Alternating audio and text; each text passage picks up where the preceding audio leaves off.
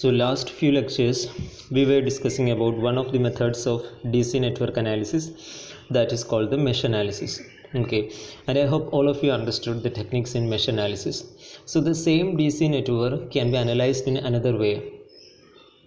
The same current and the different voltages across resistors and all these things can be found out in different way. So one such method is called node analysis.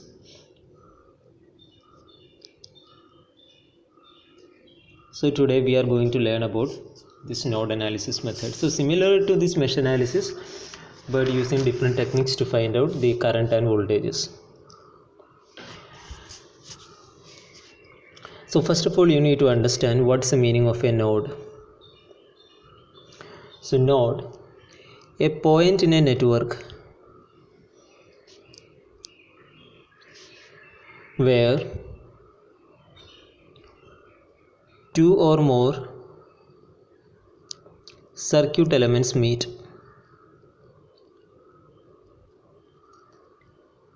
For example, let me draw a diagram. There is a battery voltage E1, there is a resistor R1, this is R2 and this is R3, and here another battery voltage E2. Okay, I am going to mark different points here, like this is point A, this is point B, this is point C, and this is point D. Now look back to the definition of this node. A point in a network where two or more circuit elements meet. Okay, now what about point A? At point A you can see that the battery EMF E1 and this resistor R1 is meeting at this point A. Okay, so A is a node. Similarly, look at B. At B, the resistance R1, resistance R2 and the resistance R3 is meeting. So where two or more circuit elements meet, all these points are nodes. So B is a node. Similarly, look at point C. The battery E2 and this resistance R3 is meeting at this point C. So C is a node. And what about point D? At point D, resistance R2, the battery negative E1 and the battery negative E2 is meeting at this point D. So D is also a node. So I hope now you understood the meaning of the node. A point in a network where two or more circuit elements mean. The circuit elements can be this battery voltage E1, the resistor R1, or the combination of resistances or the combination of batteries, anything. Okay, so that is the meaning of node.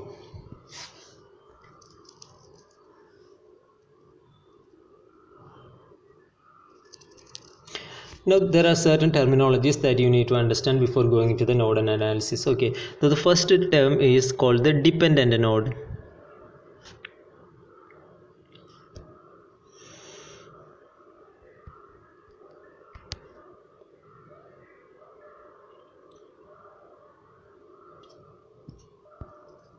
The first terminology is called the dependent node.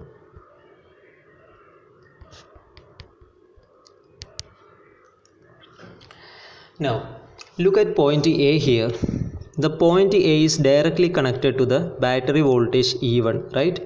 So if I measure the potential at the point A with respect to this here, I can understand that A is the potential at A, let me denote this as VA, is always going to be E1 because A is directly connected to this battery voltage E1. Okay, so the potential at this point A, there is no network element like resistors in between this battery and the point A. So point A is directly connected to battery E1. So the voltage of point A or the voltage at point A with respect to this terminal here is always going to be E1, right? Similarly at point C, what is the potential at point C? Let me denote this as VC. Point C is also directly connected to this battery E2. So the potential of C with respect to this terminal here, you can directly write it as what? E2, right? So the nodes the nodes A and C whose potentials are fixed always because of the battery element. Okay, so the point A and C whose potential is fixed like E1 and E2, it does not depend on other circuit parameters. Such nodes are called the dependent node. Okay, that node's potential is always fixed by the battery voltage, that is called the dependent node. So here A and C are called the dependent node because it is directly connected to the battery E1 and E2, so the potential is always E1 and E2. Okay, now we will study about what is the meaning of independent node.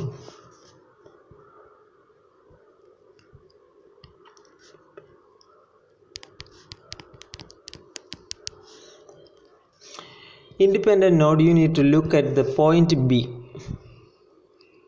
Okay, how do I find the potential of B? Let's say this is VB. Okay, so you can see that there is no battery directly connected to this B, so the potential at the point B depends on the current through R1 or current through R2 or current through R3 or many circuit parameters. Okay, so the voltage at B depends on other circuit parameters. Its voltage is not fixed. So this type of nodes are called the independent node.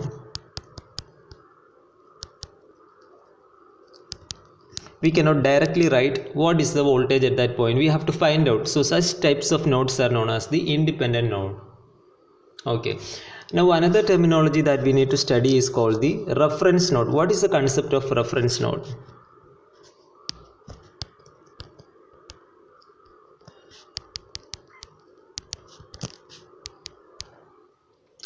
So I have written the potential at the point A is VA, potential at point B is VB, and the potential at point C is VC. Now how can I simply write a potential at a particular point? That's my question. If I am writing, this is the point V and I am writing VB here. So what is that meaning? Normally we have learned that potential means it's the potential difference between 2 points, right? So the meaning of this, when I say or when I am writing this VB, the meaning is that the potential at this point B with respect to another point. Let's say this is the other point. Okay, that is the meaning. If I am using a single subscript like this VA, VB or VC, the meaning is potential of that point with respect to another reference point. Okay, so here in this example, whenever I am writing it as, here it is B, the potential at the point is VB, the meaning is the potential at this point with respect to this point. Okay, so the thing is that in any node analysis, first of all you need to identify or you need to select a node as the reference node. So here the point D I am going to take as the reference node, and the potential of all other points are referred with respect to that D. That's the meaning. Okay, so the point VB means potential of B with respect to D.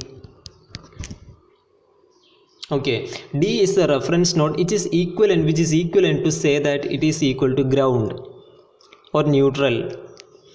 Because when you say that a potential of a point, you have to say with respect to another point. Then only the concept of potential works.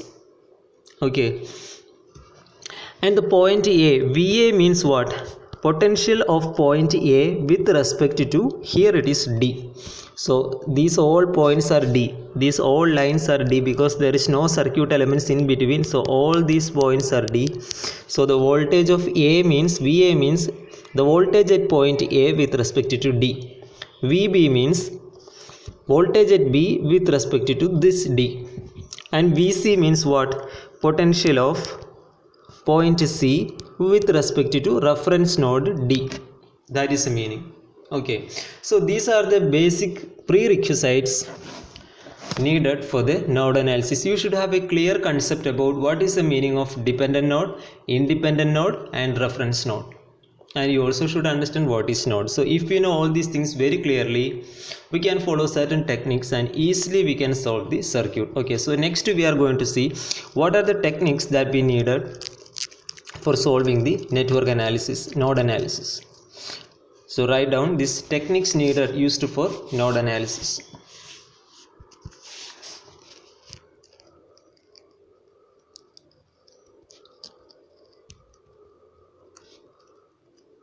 So follow these steps for every problem you can easily solve. We have did the same method for mesh analysis also. So the first technique is, this is very simple. You have to identify all dependent and independent nodes in the network. You have to identify all dependent and independent nodes in the network. Also the reference node, dependent, independent and reference node in the given network. Okay, so the second rule is, after identifying all the nodes, reference, dependent and independent nodes, mark all the branch current.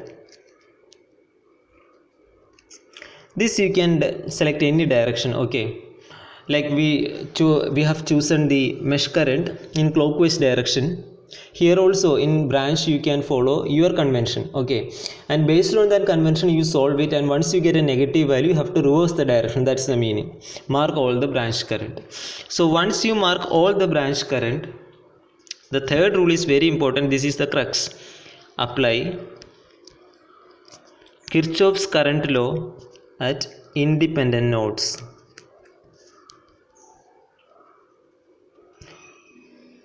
Apply Kirchhoff's current law at independent nodes. Now the fourth step is, when you apply KCL in different independent nodes, you will get different equations, and finally, like in mesh analysis, solve this equation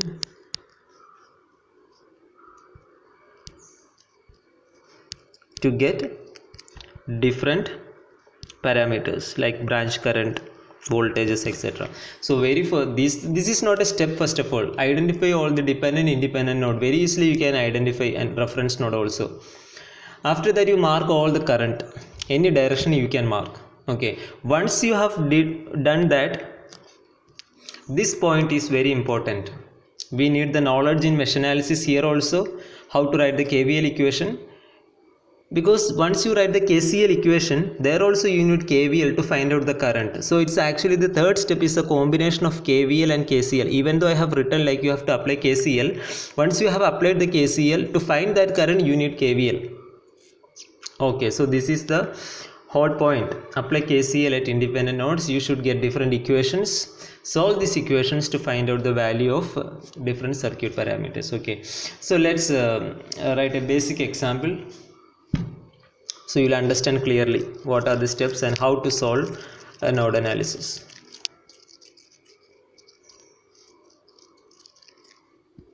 Okay, so the same question I am drawing.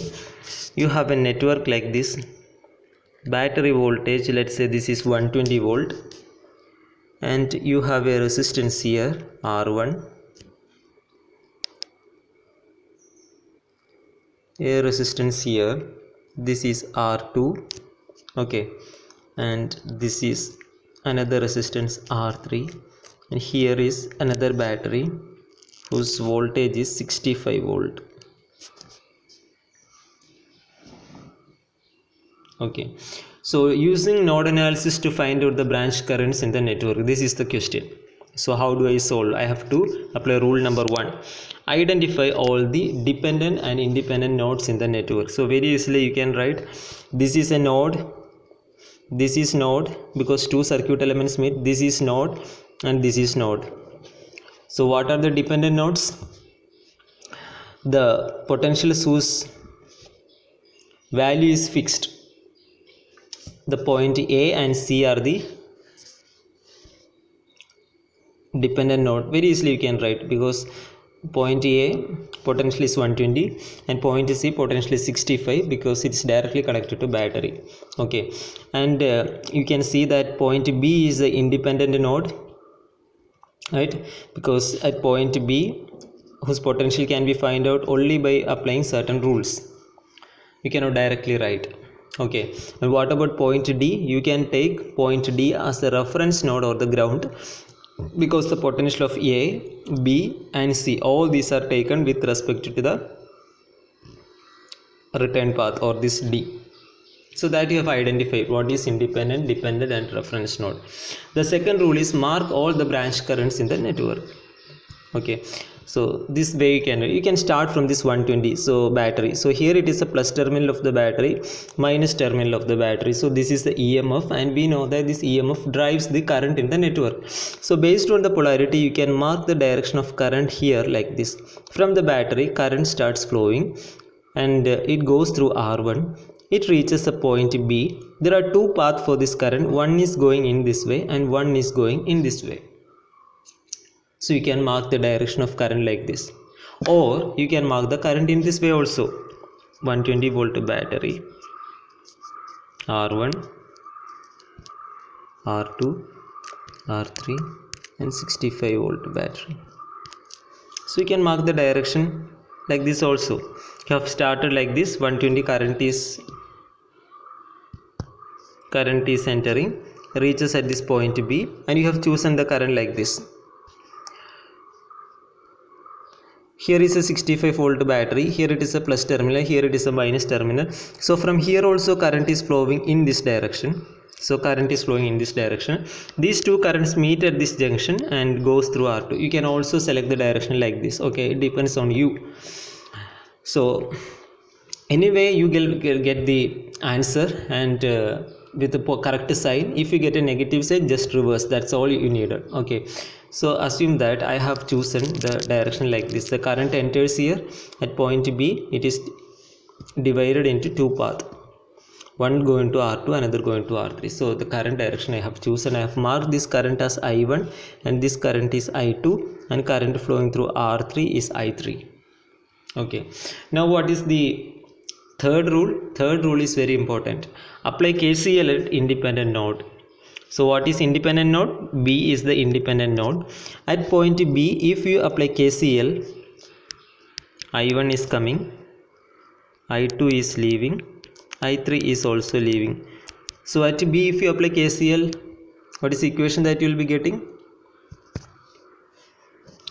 I1 is equal to I2 plus I3, right? Because assume that 10 ampere is coming here. This current 2 ampere goes in this way and 8 ampere goes in this way. So 2 plus 8 is the 6.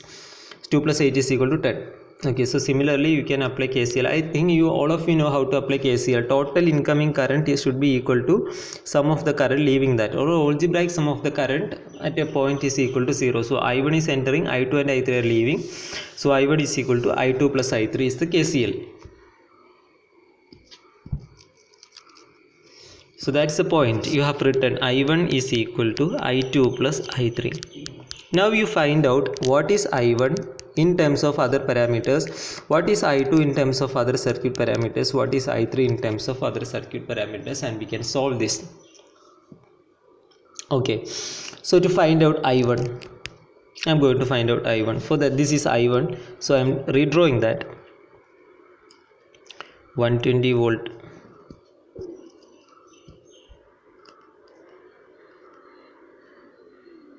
$120 battery, R1, this is point B, and this is I1 I have to find. Okay, so how will I write it? What is the potential at point B? You can write this is VB. Okay, what is the meaning of VB? The potential of this point with respect to the reference node. Okay, so the reference node is always having the zero potential, always. Point B is at higher potential, so I am writing this is at plus value and this is at minus value, because higher potential at this point B. Okay, so here 120, here plus and battery minus. Current is flowing in this direction, so it enters at R1, so this is plus and this is minus. Okay, so the next step is to find out I1. You need to apply KVL. So how will I apply KVL? I will start with this battery voltage. So I will start with this negative value. So minus 120 when I am going forward, first I am seeing a negative terminal, so minus 120. Then I am seeing what, a positive terminal here, so plus I1 into R1, and after that what you are seeing, VB with plus here and minus here. Okay, so you write plus VB is equal to 0. So our equation is minus 120 plus I1 R1 plus VB is equal to 0, which you can arrange like this. I1 R1 is equal to, if you take this 120 and VB to other side, 120 minus VB, or I1 is equal to 120 minus VB by R1. This is equation number 1. You got the expression for I1. Okay. So you look at this, I1 is equal to, this current is equal to, from the equation you got 120 minus VB divided by R1. So just by observation also you can write.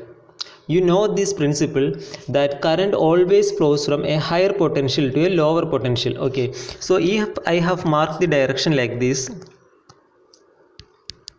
current is flowing in this way, I have assumed that this is the higher potential and this is the lower potential. Already I have told you that you can take any direction. So if I have assumed that this is the direction of current flowing, this is the higher potential for me and this is the lower potential for me. So how do I find current here? This potential 120 minus this potential divided by the resistance through that path according to Ohm's law. The same equation you got, right? 120 minus VB divided by R1. So by observation also you can write. If you are an expert, no need to write this KVL. Just by observation also you can write the current value I1 equal to 120 minus VB by R1. And if you are not confident enough to write that, you apply this principle, apply KVL, write this. So you got the expression for I1. Now the second thing is we need to find the expression for I2. Right? So let's find out I2.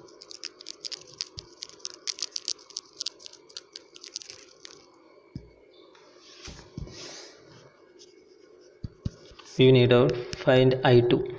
So for that I2, this is current I2. This is a point B whose potential is VB with respect to this D, and this is R2. Okay, so VB means what? The point at this potential at this point with respect to this ground, this is VB. So very easily you can write the value of I2 according to Ohm's law. If the potential across this is VB, and if this is the resistance R2, according to Ohm's law, what is I2? I2 very directly you can write I2 is equal to VB divided by R2. Right? Because the potential across these points is VB, resistance across these points is R2. So current according to Ohm's law is VB divided by R2. So very easily you can write I2 expression, VB by R2. So this is equation number 2. Now the third thing is you need to find out what is the value of I3. So how will you write I3? So just draw that circuit. I3. This is point B whose potential is VB. Okay, and this is R3, 65 volt battery. Okay, and my assumed direction was like this. I3 was flowing in this direction. So here it is a plus terminal, there is a minus terminal. This is a battery plus and battery minus. And what is the potential of VB? Plus here, minus here, right? Because this is a reference node D. Okay, so you can start analyzing from here. So you can start analyzing from here.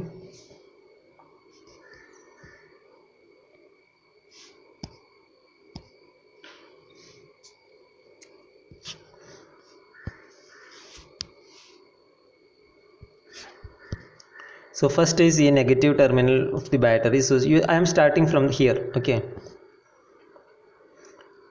so minus VB.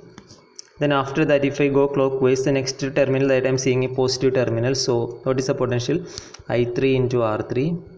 The next thing I am seeing is plus 65 is equal to 0. Okay, so how can I write? I3 R3 is equal to VB minus 65. Okay, so I3 is equal to VB minus 65 divided by R3. So this is equation number 3. So all the equations that you got, now it is very easy to solve. So let me write the equations again. I1 is equal to 120 minus VB by R1, equation number 1, and I2 is equal to VB by R2, equation number 2. I3 is equal to VB minus 65 divided by R3, equation number 3. So look at the equation number 1. 120 is a known value, VB is unknown value, R1. If the question gives you R1, you can substitute that R1. So immediately you can find out what is the value of VB here, right? So once you know the value of VB, substitute here, you get the value of I2.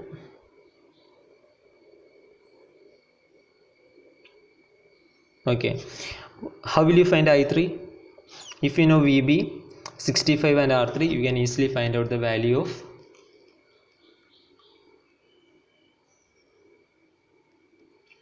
I3. Or this is the linear equations. You can write in terms of the equation like this equations, and you can solve using calculator also. Or from one equation you find out, for example from equation number 2 you find out what is VB, that is I2 into R2. You substitute here and get an equation, and the 3 equation you solve. This in mathematics you have learned. Okay, so by solving you can find out I1, I2 and I3, and you can find out what is the potentiality B also. Okay, so this is the basics of node analysis. So we will solve more examples in the next class.